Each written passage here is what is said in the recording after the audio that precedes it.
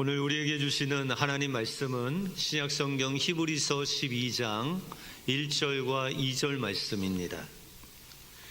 히브리서 12장 1절과 2절 말씀. 이러므로 우리에게 구름같이 둘러싼 허다한 증인들이 있으니 모든 무거운 것과 얽매이기 쉬운 죄를 벗어버리고 인내로써 우리의 앞에 당한 경주를 경주하며 믿음의 주여 또 온전케 하시는 이인 예수를 바라보자. 그는 그 앞에 있는 기쁨을 위하여 십자가를 참으사 부끄러움을 개의치 아니하시더니 하나님 보좌 우편에 앉으셨느니라. 아멘. 이 주님만이 우리의 성이시고 또 피난처 되심을 믿습니다. 날마다 주님을 피난처 삼아 승리하시는 여러분들의 삶이 되시길 바랍니다. 우리 옆 사람들과 이렇게 한번 인사하겠습니다. 또 어르신들은 좀 길어서 까먹을 수 있으니까 제가 천천히 이야기하겠습니다. 당신을 보니 예수님을 보는 것 같습니다.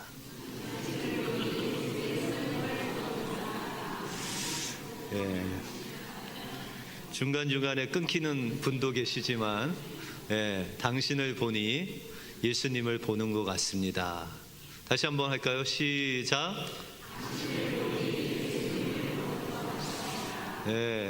주로 남성분들이 많이 끊기시네요. 빌리 그레엄 목사님과 같이 사역하신 한국 1.5세 사역자가 있었습니다. 그분은 6.25 전쟁 때 그 전쟁 중에 실명을 하시고 고아원에서 자라는 중에 어떤 미국 군인이 그를 데리고 미국에 가서 이제 아이오와 주에 있는 주립대학에 들어가서 공부를 마치고 또 오스트리아에서 성악 수업을 해서 아주 훌륭한 성악가가 되었습니다. 그 후에 그가 예수님을 믿고 거듭나서 그 예수님의 은혜를 경험한 후에 그가 빌리 그레엄 목사님과 함께 집회를 다니면서 간증을 하고 또한 찬양을 하는 그런 사역을 하게 되었습니다. 그는 간증을 할 때마다 이런 고백을 하였다고 합니다. 사람들은 장님인 나를 인도할 때 저 100m 전방에 무엇이 있다고 말하지 않습니다. 30m 앞에 있는 계단이 있으니 다리를 잘 띄우십시오. 이렇게 말하지 않습니다. 단지 앞에 물이 있으니 건너뛰라고 말하고 앞에 층계가 있으니 발을 올려놓으라고 합니다. 인도하시는 분이 그 인도하시는 분의 말을 믿고 내가 한 걸음 한 걸음 걸음을 옮기기만 하면 항상 나는 가고자 하는 목적지에 꼭 도달하게 됩니다. 저는 하나님이 우리를 인도하시는 방식이 이와 꼭 같다고 생각합니다. 우리는 알 수 없는 우리의 미래 때문에 답답해하지만 우리는 10분 후도 알지 못하고 알고자 할 필요도 없는 존재라는 것을 깨닫게 해주셨습니다. 왜냐하면 오늘 무엇을 해야 할 것인가를 보이시는 하나님께 믿음으로 순종하여 오늘을 살면 하나님은 내일을 인도하셔서 마침내 하나님의 인도하시는 그곳에 나를 도달케 하실 것이기 때문입니다. 이렇게 간증을 했습니다. 이 여인은 비록 육신의 눈은 앞이 보이지 않았지만 그러나 하나님의 은혜로 하나님을 알고 그 영적인 눈이 띄어질 때 하나님의 그의 앞길을 인도하시는 그 인도하시는 하나님을 만나게 되고 그의 삶을 하나님께 맡기고 한 걸음 한 걸음 인도하심을 받을 때 하나님이 원하시는 하나님이 기뻐하시는 그곳으로 인도하시는 것을 경험했다라는 것이죠. 하나님이 인도하실 때는 로또와 같이 인도하시지 않습니까? 하나님께서는 인도하실 때 1년치를 이렇게 인도하시지 않습니다. 하나님은 그날 그것도 바로 한치 앞을 모르는 그 우리 앞에 다가 있는 그 순간을 매일매일 순간순간마다 인도하신다라는 것입니다. 그러므로 우리의 삶 속에 하나님을 의지하는 것도 순간순간 우리가 하나님을 의지할 때 하나님께서 우리가 알 수 없는 하나님이 원하시는 그곳으로 인도하셔서 하나님께서 여러분들을 통해서 하나님의 놀라운 뜻을 이룰 줄 믿습니다. 여러분들 순간순간 하나님의 인도하심을 받으심으로 하나님의 원하는 그 장소에 서시는 여러분들의 삶이 되시길 주님의 이름으로 축원드립니다.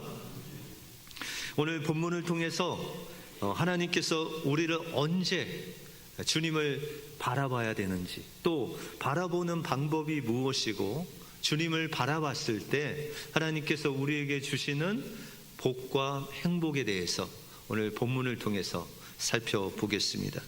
먼저 우리는 우리의 모든 인생의 부분에서 예수님을 바라봐야 된다라고 말씀하고 있습니다.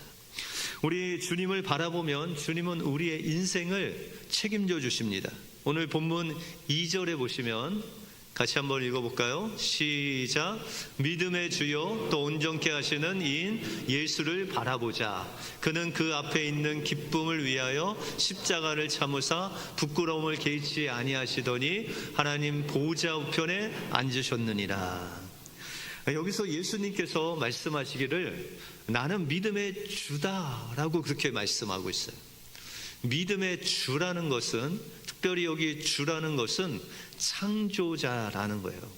여러분들 믿음이 언제부터 생긴지 아세요? 빛이 있으라 누가 말씀하셨어요? 말씀이신 예수님이 말씀하시니 빛이 있었죠. 그것이 바로 믿음이 창조되는 믿음의 시작입니다.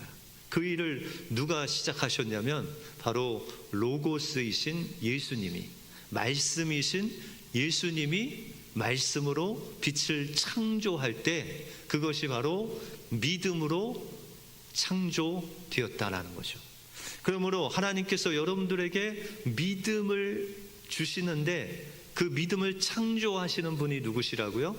예수님이십니다.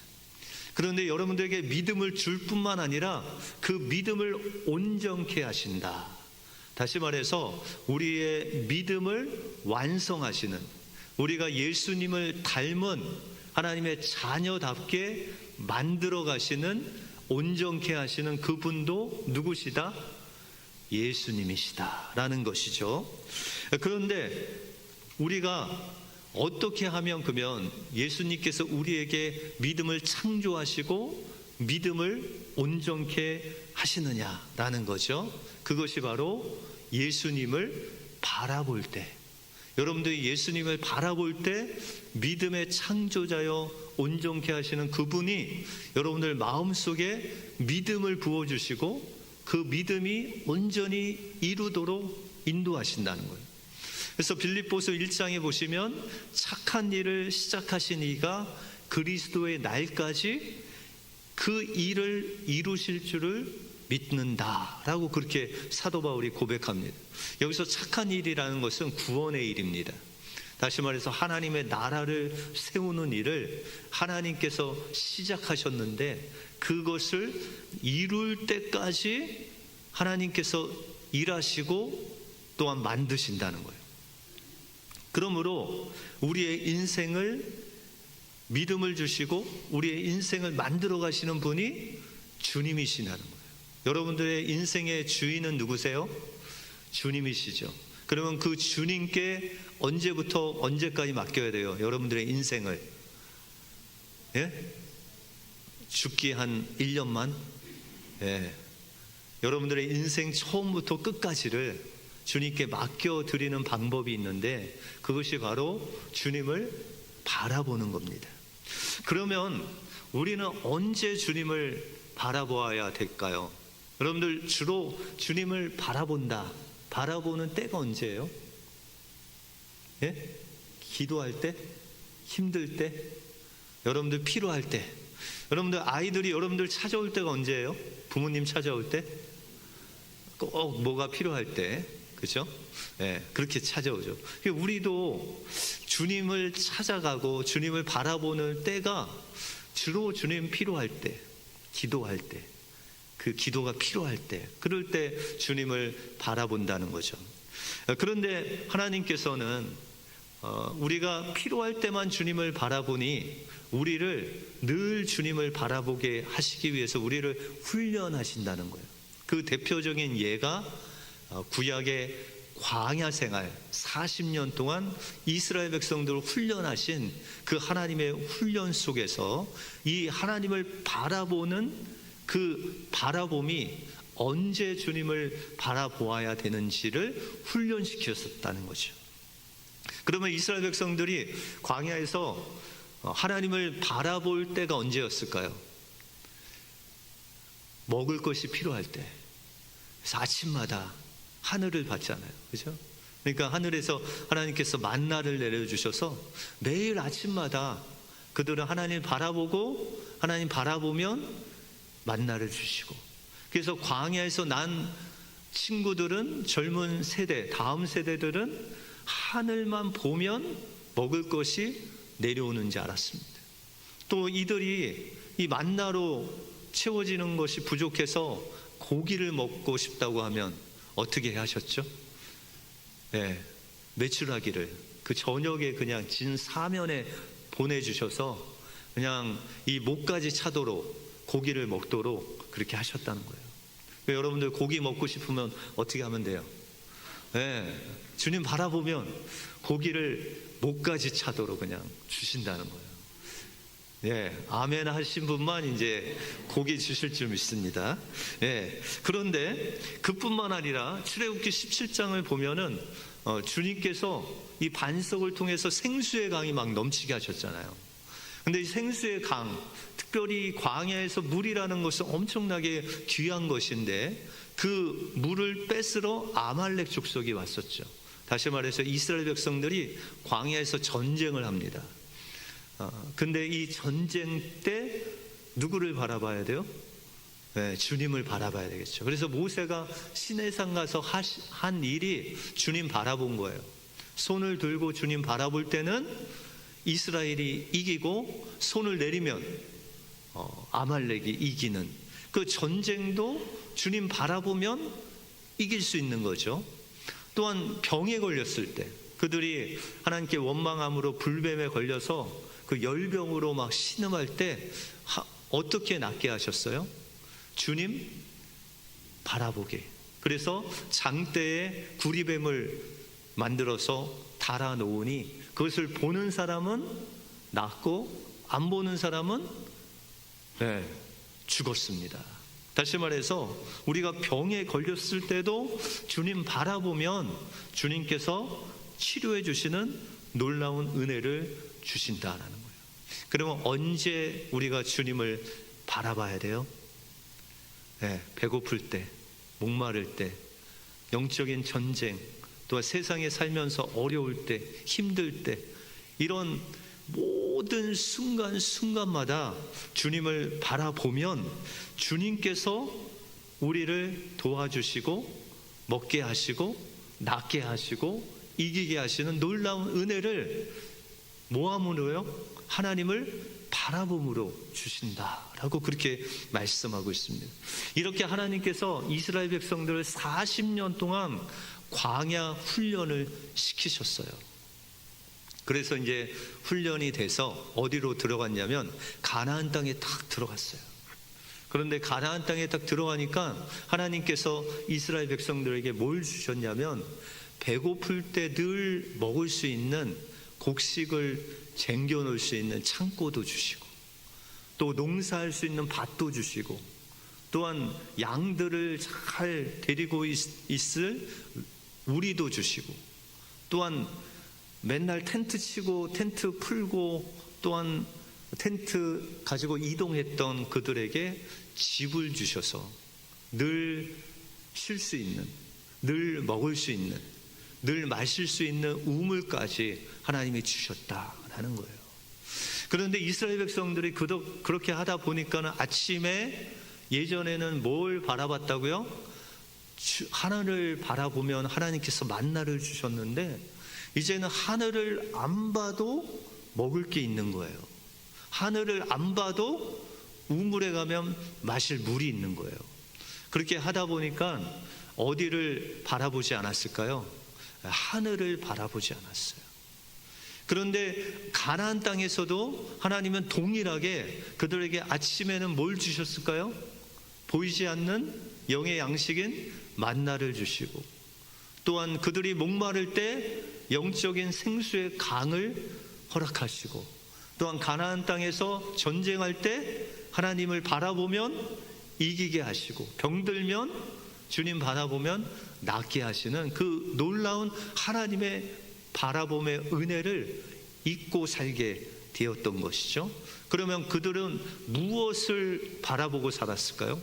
예전엔 보이지 않는 하나님, 하늘에 계신 그 아버지를 바라보고 살았는데 이제 보이는 그들이 먹을 것, 마실 것, 그들의 풍요로움을 바라보게 되었다는 거죠. 그래서 농사를 짓고 또한 추수를 하고 이런 열매들이 풍성해지는 그것만을 바라보았다는 거예요. 다시 말해서 하나님을 바라봐야 되는데 하나님께서 주신 그 풍요로움이 그들의 삶의 주인이 되었다라는 것이죠. 그러므로 그들이 가나안 땅에서 한 일은 우상 숭배였습니다. 다시 말해서 우상 숭배라는 것은 하나님이 아닌 하나님 자리에 하나님이 주신 그 풍성한 것을 섬기는 것, 그것이 우상 숭배다라는 거예요. 그런데 하나님께서 예수님을 통해서 우리가 어떻게 주님을 주인 삼고 사는지를 알려주셨어요. 그 말씀이 요한복음 1장 12절 말씀입니다. 같이 한번 읽을까요? 시작. 영접하는 자, 곧 그 이름을 믿는 자들에게는 하나님의 자녀가 되는 권세를 주셨으니. 여기서 예수님을 영접한다는 것은 나의 주인의 자리에 주님을 모시는 거예요. 다시 말해서 예수님을 영접하기 전에는 그 자리가 주님이 아니었다는 거예요. 근데 예수님을 영접하면 나의 주인, 나의 생명, 나의 모든 것의 자리에 예수님을 모시는 거예요. 그리고 그 주님과 함께 살아가는 것, 그것이 바로 예수님을 영접한 사람의 모습이다라는 것이죠. 그러면 예수님이 여러분들이 일하실 때 함께 계실까요? 여러분들 가정에 계실 때 하나님 함께 하실까요? 예, 여러분들이 무엇을 해도 하나님이 함께 하시는 거죠. 예전에 제가 몇 년 전에 신방을 간 적이 있습니다. 근데 거기 장로님, 권사님 일하시는 곳에 신방을 했는데 이제 설교를 했어요. 그래서 하나님이 이곳에 계십니다. 그랬더니 권사님이 약간 눈이 동그래졌어요. 그래서 저한테 물으시기를 예수님이 언제 여기에 왔다 가셨어요? 그렇게 물으시는 거예요. 그래서 예수님이 왔다 가셨다고 그러시던데요. 그랬더니 권사님이 놀라갖고 눈이 동그래지는 거예요. 그래서 예수님은 우리 권사님 여기서 일하실 때도 계시고 식사하실 때도 있고 언제든지 함께 계시는 임마누엘 하나님이십니다. 그랬더니 이제 조금 마음이 놓이신지 한숨을 푹 쉬면서 그러시지요. 그렇게 말씀하시더라고요. 여러분들 예수님께서 여러분들 몰래 맛있는 거 드실 때 거기 예수님 계실까요? 네, 예수님은 어디든지 여러분들과 함께 계세요. 언제부터? 네, 여러분들 태어나서부터, 여러분들 예수 믿기 전부터 지금까지 함께 하시고, 특별히 여러분들 예수 믿고 나서는 여러분들 안에 성령으로 함께 하셔서 여러분들과 늘 동행하시는 분이 예수님이신 줄 믿으시기 바랍니다. 그 하나님이, 주님이 여러분들의 순간순간마다 함께 하신다. 그러면 언제 주님을 여러분들 바라봐야 될까요? 순간순간마다. 여러분들이 어려울 때, 필요할 때, 기도할 때만이 아니고 순간순간. 그 킴 윅스라는 여인이 매 순간 그 발걸음을 뗄 때마다 하나님의 인도하심을 받은 것 같이 하나님께서는 여러분들의 그 발걸음을 뗄 때마다 주님을 바라보고 의지하기를 원하신다라는 것을 기억하시고, 이제 한 주간 동안 여러분들 발걸음을 뗄 때마다 주님 바라보심으로 주님께서 주시는 그 믿음의 충만한 은혜를 받아 누리시는 여러분들의 삶이 되시길 주님의 이름으로 축원드립니다. 다음으로 주님을 우리가 바라볼 때 주님은 우리에게 주님의 생명을 공급해 주십니다. 우리는 늘 나를 보고 다른 사람을 보면, 이 비교하게 되면 늘 내가 부족하다는 것을 느낍니다. 그죠? 여러분들 자녀들이 제일 싫어하는 게 뭐예요? 옆집 아무개는 공부를 이렇게 한다던데 너는 왜 그러니? 이러면은 이제 부모님과 자녀의 관계가 깨지는 거예요. 그래서 자녀하고 부모하고의 관계가 깨지고 싶다. 그러면 옆집 아무개 아들하고 비교하시면 돼요. 딸하고 비교하시면 돼요. 그런데 우리가 주님을 바라보는 것도 동일합니다. 다시 말해서 만약에 주님을 바라보기 전에 나를 먼저 보고 주님을 보면요, 우리 마음속에 어떤 마음이 드냐면 죄책감이 듭니다. 왜요? 내가 예수님이 원하신 대로 살지 않았던 나를 보니까 내가 예수님께 나가기가 어려워요. 그런데 그 순서를 약간 바꿔서 먼저 하나님을 보고 나를 보면 어떤 마음이 드냐? 예수님께서 이렇게 부족한 나를 사랑하시는구나. 그러므로 주님을 먼저 보고 나를 보면 주님의 마음이 느껴진다는 거예요. 그러므로 여러분들 자신을 먼저 바라보지 않고 무엇을 하든지 먼저 주님을 보고 여러분들이 하시는 일을 하시면 하나님의 마음이 느껴지면서 그 일이 얼마나 소중한지를 경험하게 된다는 거죠. 우리가 누가복음 15장에 보시면 탕자가 나오죠. 탕자가 아버지의 그 재산을 다 달라고 그랬어요.